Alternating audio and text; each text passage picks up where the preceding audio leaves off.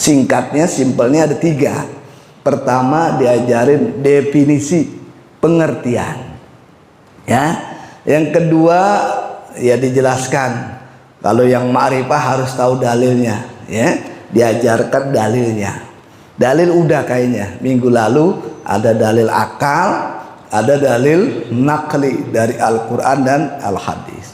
Nah, pada malam kali ini hadirin sekalian, tibalah pada saat pembahasan atau ngaji yang ketiga, namanya implementasi atau prakteknya nih, ya, tentang yang kita baca ini, ya, kita baca bersama-sama ini, yakni keyakinan terhadap Allah Subhanahu wa taala bersifat baqa itu apa implementasinya, apa prakteknya dalam kehidupan kita sehari-hari.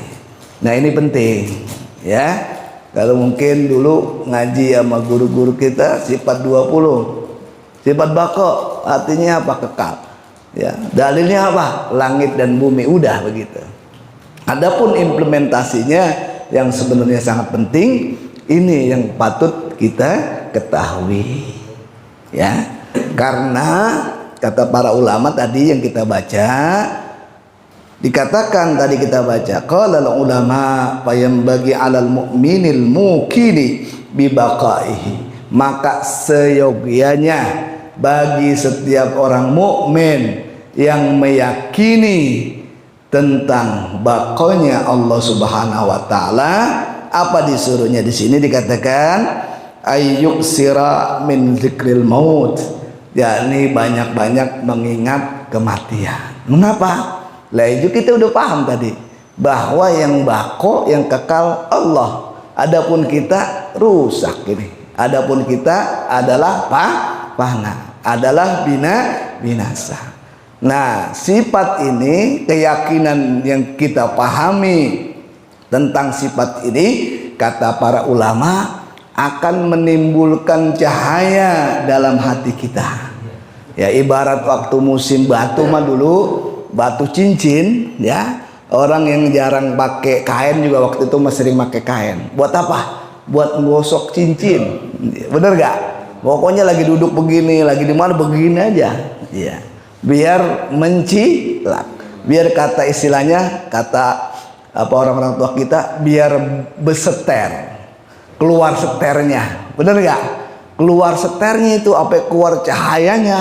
Nah, itu batu cincin. Nah, kata ulama ini juga, para ulama, ya, kayak kita menuliskan di sini, ini juga kalau kita yang telah meyakini seyakin-yakinnya sampai keyakinan itu ada dalam hati, maka keluar itu cahaya beseter juga dalam kehidupan kesehariannya. Apa itu beseternya? Dia paham bahwa dia bakalan rusak. Sama itu sama panci kita, lama-kelamaan dipakai pada bolong, bener gak? Iya. Lampu bolham, kalau kita beli kelamaan pada mati, binasa, pada rusak, ya. Bahkan ada ditulisin beli bolham tuh tanggal sekian belinya, kalau belum setahun udah rusak atau udah mati dapat garansi, ya. Itu begitu kita tuh. Jadi karena kita baca ini, wah kita paham ini bahwa kita bakalan kagak ada, ya. Yang dulu ada, dulunya nggak ada, sekarang ada jogrok nih. Nanti kira-kira 100 tahun lagi ke depan kita di mana itu adanya itu kira-kira.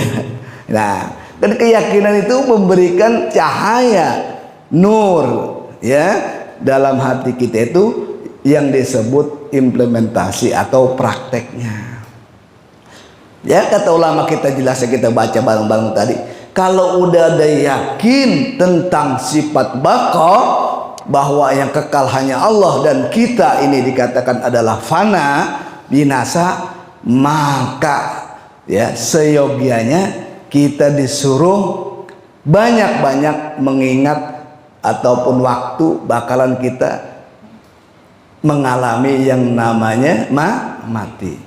Atau di sini disebut zikrul maut, dikatakan tadi, ingat-ingat kematian, bahwa suatu saat siapapun yang ada nyawanya, yang hidup bakalan mati.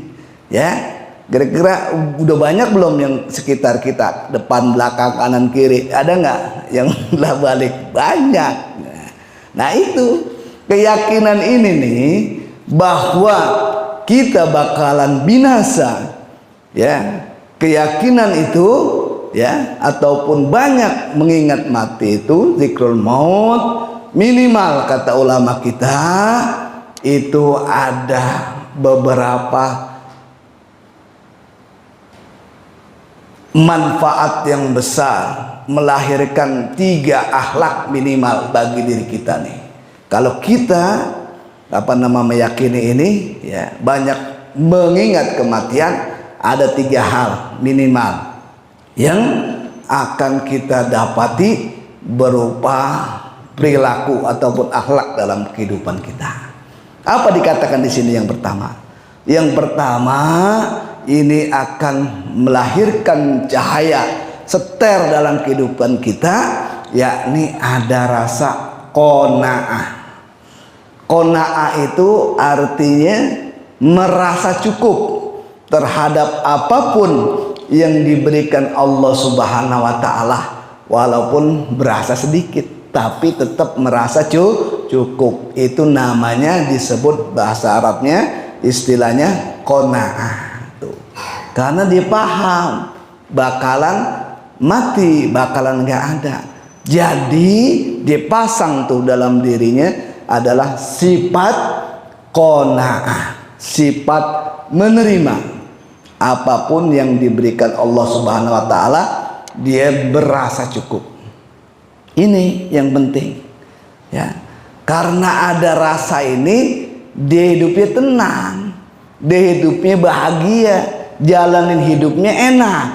Karena ada rasa qanaah ini, rasa cukup ini, ya.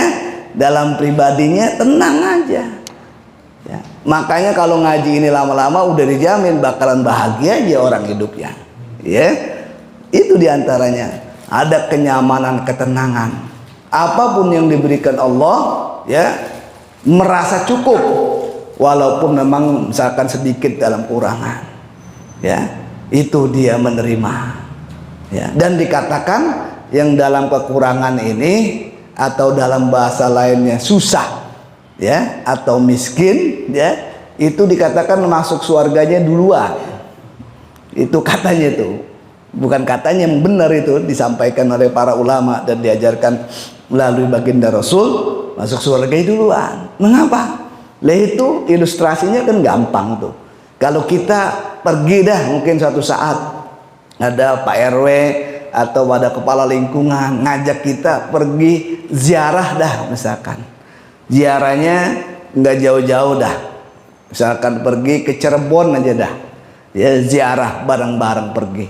Ada yang disebut uangnya banyak kan, ataupun ada orang yang kayaan, orang kaya, ada yang ibaratnya dalam keadaan standar atau miskin. Nah, mengapa dalam contoh ini biar supaya kita paham? Contohnya gimana?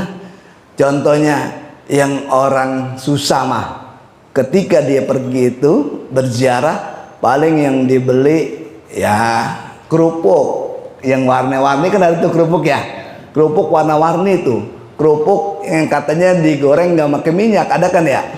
Ada. Namanya kerupuk apa itu namanya, ya, disebut kerupuk namanya aja kerupuk miskin katanya. Hah? Bukan yang warna-warni. Iya, yang digoreng pakai pasir apa katanya? Iya, katanya tuh, kata Ustadz Firman namanya kerupuk kerupuk miskin. Paling belanjanya itu kan berapa paling dibeli? Paling banyak juga 5 biji, ada tentengan apa namanya? Tentengan tali plastik, pegang sama dia, oleh-oleh katanya. Coba yang duitnya banyak sama yang orang kaya, ya, belinya banyak, ya, dibeli tape 5 bongsang, ya, dia beli kerupuk, beli juga banyak, dia beli alpukat, ya, dia beli apa namanya salak, orang beli salak sekilo 2 kilo, beli, bang ini sekarung berapa, ya, belinya karungan. Karena apa? Orang kaya duitnya banyak, ya. Akhirnya pulanglah, bareng-bareng pulang ya ke Karangtengah ya. Itu yang duluan pulang sampai rumah ya, tidur dia istirahat. Siapa yang belanjaannya banyak apa belanjaannya dikit? Iya jadi yang tadi emang yang orang susah karena kerupuk doang, turun mobil bisnya di depan karyawan 3 situ yang sekarang dibuangin sampah tuh PRT katanya. Di situ turun, dia cuma pulang aja udah ya, masuk gang pulang ya, udah mandi udah tidur ya, udah setengah jam sampai 1 jam dia mau udah tidur di rumahnya, udah enak adem-adem. Yang tadi yang orang kaya masih repot beresin, ini alpukat ada sekarung, ada tadi salak beli sekarung, banyak banget dia beli ya. Akhirnya yang duluan pulang ke rumah tadi yang susah apa yang kaya? Yang susah tadi, yang bawa kerupuk doang enteng masuk gang.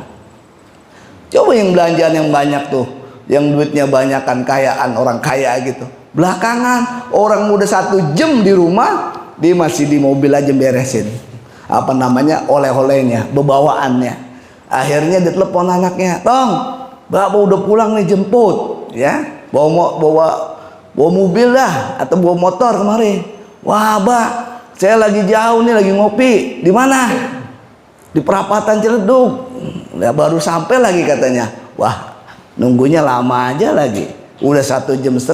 Yang tadi temennya yang oleh-olehnya dikit udah tidur, udah nyenyak, dia belum pulang ya.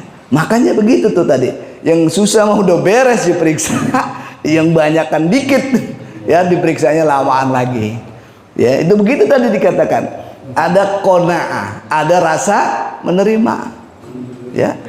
Ada juga tuh di kitab diceritakan, ada orang punya tanahnya 800 hektar. Banyak gak tuh 800 hektar? Banyak. Kira-kira 1 kelurahan apa 1 kecamatan itu sekarang mah di sini?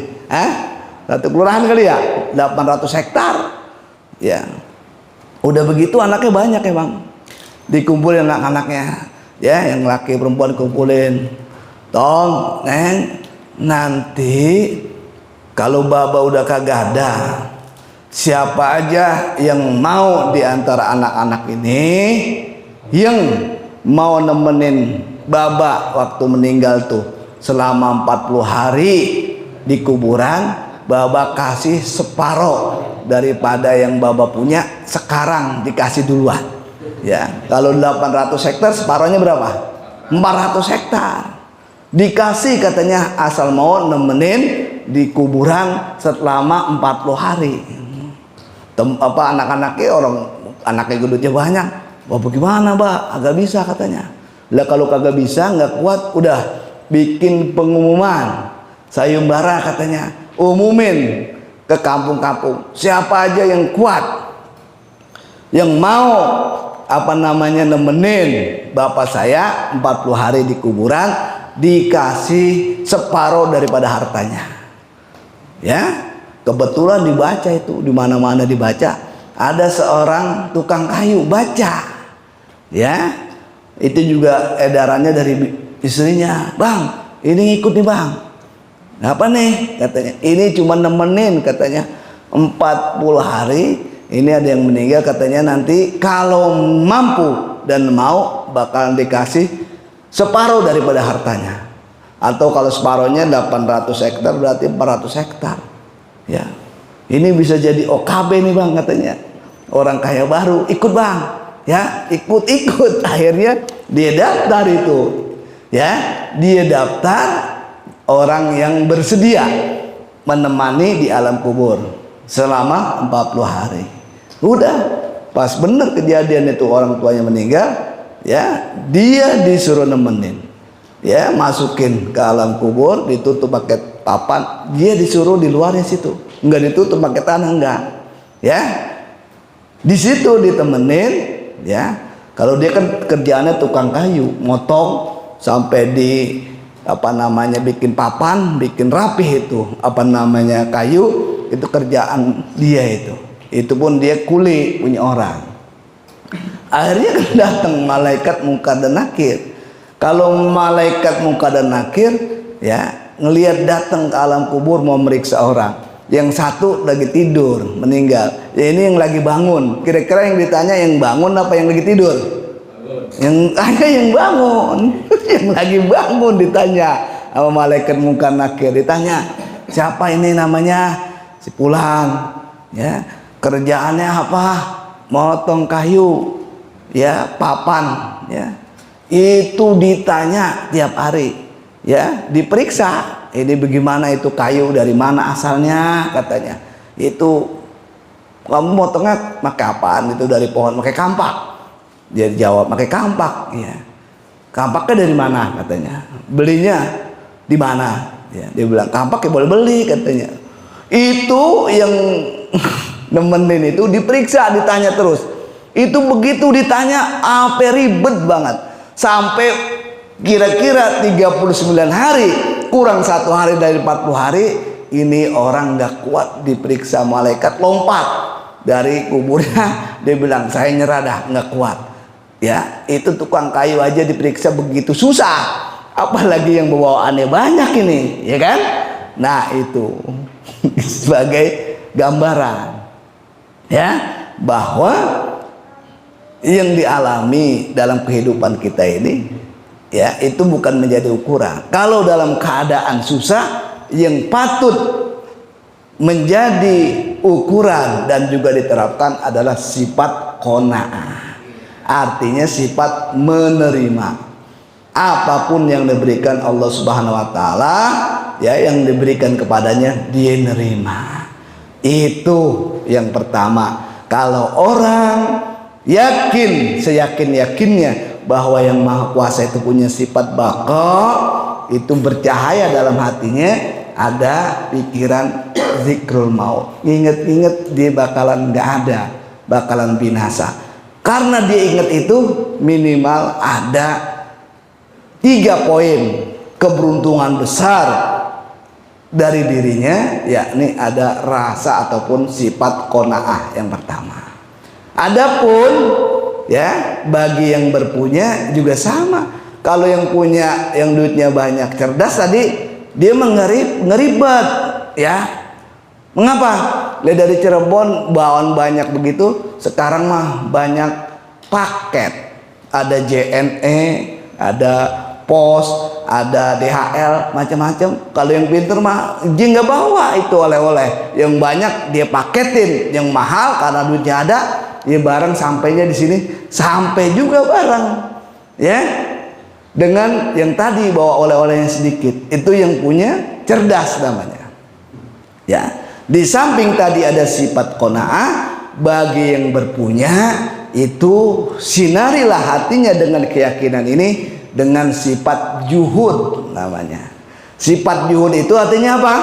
Enggak naruh duit di dalam hati, itu namanya sifat juhud. Ya, enggak sampai itu duit harta yang dia dimiliki, enggak sampai dia nyimpen dalam hati, kagak. Ibarat contohnya, kalau orang masuk masjid, itu sendalnya taruh di depan masjid doang, enggak dibawa ke dalam. Begitu dia juga paham bahwa dunia itu kayak sendal kotor, kalau kotor mah nggak boleh masukin ke masjid, ya. Begitu juga yang dia milikin sifatnya dunia itu kotor, ya, dia nggak simpen di dalam hati.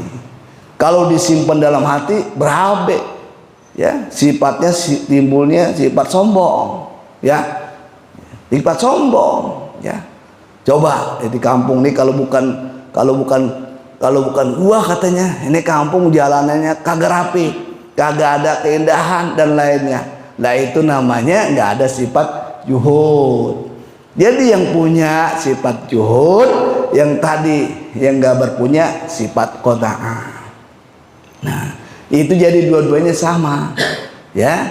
Yang dia alami dalam kehidupannya, dalam keadaan yang susah dan dalam keadaan yang berpunya, ada sama-sama apa? Ya sama-sama biasa aja, ya. Yang punya biasa, yang nggak punya ya biasa juga, ya, karena nggak memasukkan berkaitan dengan dunia di dalam hatinya, ya, tidak dimasukkan ke dalam hati terhadap yang dia miliki. Itu yang pertama, sinarnya sifatnya qanaah nih, ya, disuruh baca ini, ya, suruh ngaji biar timbul rasa ataupun sifat qanaah dalam hati. Kalau ada sifat qanaah dalam hati mah kebahagiaan semuanya. Dari waktu 24 jam karena dia yakin bakal kagak ada, kan yang paling penting mah dia beramal soleh di bidang buat bekal. Orang bakal kagak ada kan, dia udah mikir ya yang paling penting kalau begitu mah orang berbekal. Dan bekal yang paling utama adalah amal soleh, amal kebaikan, ya. Jadi dari 24 jam yang ada dalam kehidupan sehari, kebahagiaan semua. Waktu ngaji, kebahagiaan ada ngaji. Waktu kerja, kebahagiaan kerja. Waktu mancing, ya kebahagiaan mancing, ya. Sampai kemana mancing jauh-jauh itu kan biasanya bagian. Waktu sholat, kebahagiaan waktu sholat, karena dia udah yakin, dan ya keyakinan itu mengakibatkan atau menimbulkan cahaya dalam kehidupannya. Jadi dia berupaya, ya, semaksimal mungkin kebahagiaan semuanya, terutama dia buat berbekal. Karena yang paling dibutuhkan bekal itu adalah amal soleh, dikatakan tadi di sini, yaitu berupa kebaikan, ya, kebaikan, amal soleh.